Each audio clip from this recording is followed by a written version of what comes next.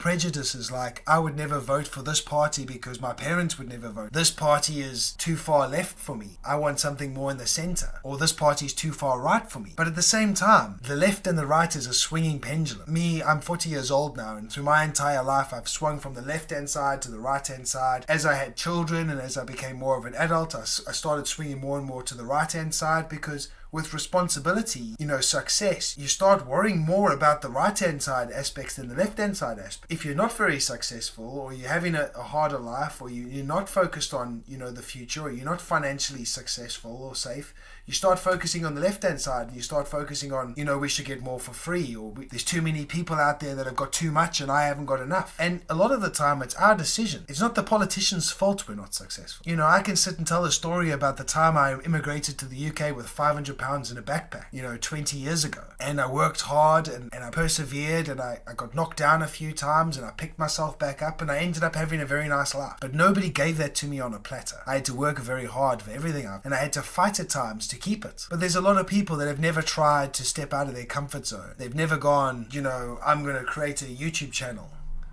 just because I feel like there's something I can contribute to the world. People need to always put themselves out there, and they need to think about how they can make the world a better place. And sometimes it's a really small step. It might just be our small local location around us, our children, our next door neighbors, our parents, somebody at work. But sometimes we can do things that can help on a bigger scale. In order to get to those points, in order to get there, it requires work and sacrifice. And you have to be prepared to break a few eggs along the way, or make a few mistakes, or pick up a few enemies, or whatever the case is. Because life doesn't change, and the country doesn't change, and people don't change. But we want change, and we want things to get better. We have to be prepared to change. We have to learn and educate ourselves. And everything that I've done on this experience, reading the one book a week, and then taking that book and then breaking it down into sections, and then trying to research how those sections affect my life and my country, and then trying to sit down and communicate with people who maybe aren't interested in reading but have 10 minutes to watch a YouTube video to say what I've learned or what I think and potentially change their minds to go, oh, hang on a minute, yeah, maybe we should look into this.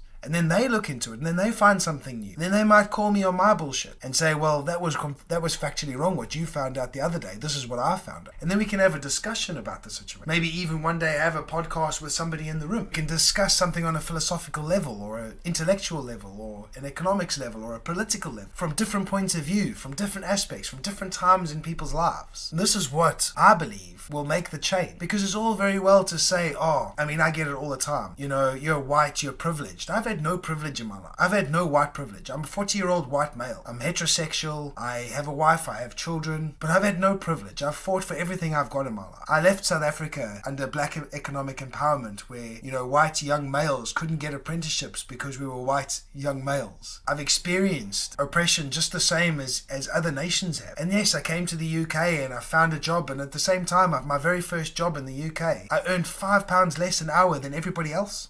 And that was because I was an immigrant. So the locals earned more than me. I earned less than them. I was more skilled than them. And I was doing the same, if not more work, because I needed the money, because I had no family to fall back on. But I did that for a year. And then I found a company that would pay me the equal money. And then I left. And I continuously climbed and learned and jumped and changed, evolved my entire life. But I've had no special treat. Don't let my whiteness fool you.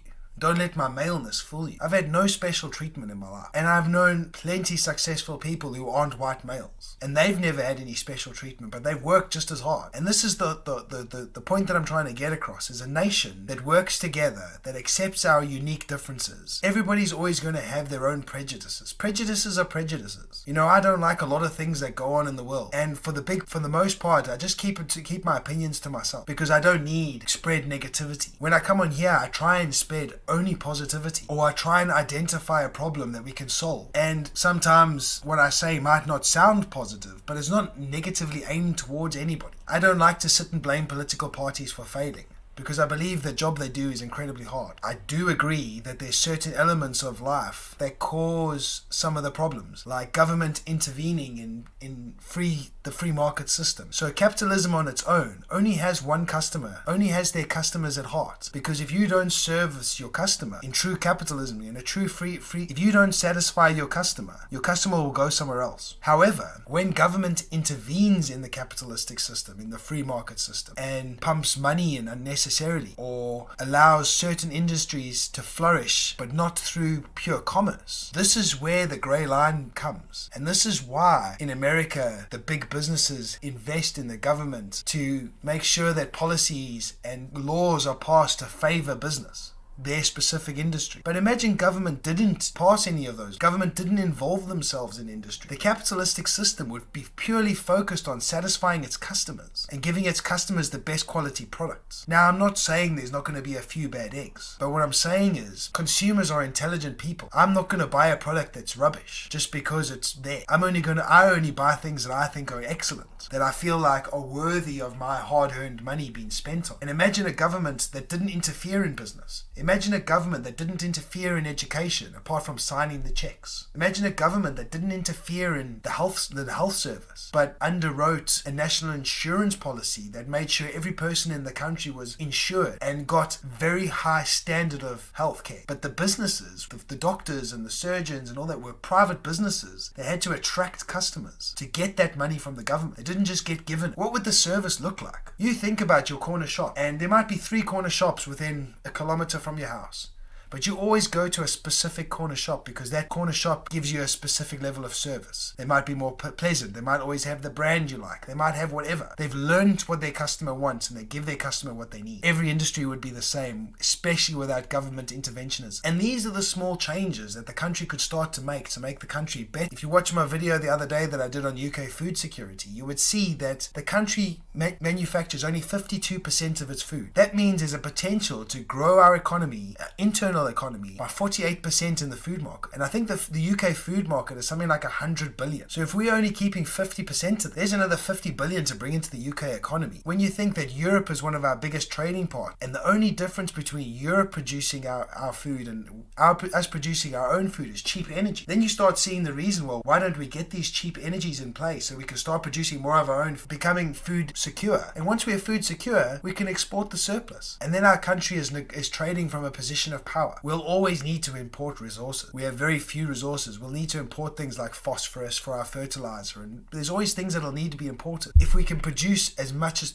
of the finished products ourselves, it would be much better. And I'm just going to finish with this. As the world changes and as other countries, just the same as Britain, start looking inwards to solve their problems, there is great opportunities for the people of those countries to rise up and solve those problems. If you feel like you have a particular set of skills, or you feel like you have a particularly good idea, it is your responsibility to make that idea into something. And it might start off small, and you might build yourself up, and you might take a few knocks along the way, and you might even face bankruptcy once or twice. But if you keep moving forward and you keep learning from your mistakes and you keep trying and you keep changing things and you keep researching and you keep trying to understand the problem, sooner or later you will succeed. Only failure is stopping. Only failure is quitting. Only failure is never starting at all. And if we could start getting our children to see the world like this, rather than being afraid of things going wrong, rather than being afraid of saying the wrong thing, rather teach our children to ask those difficult questions without fear of being told off. Get our children to think about being ambitious. Tell our children that their lives could be 10 times better than our lives if they did X, Y, and Z. Tell them the mistakes that we've made, and be honest. Stop blaming other people for our mistakes. Stop blaming government for your shortcomings. Stop blaming other people for being rich and you not. Stop blaming the fact that the boomers have got all the money right now and we haven't. The secret is to figure out how to get that money. The secret is to figure out how to achieve that.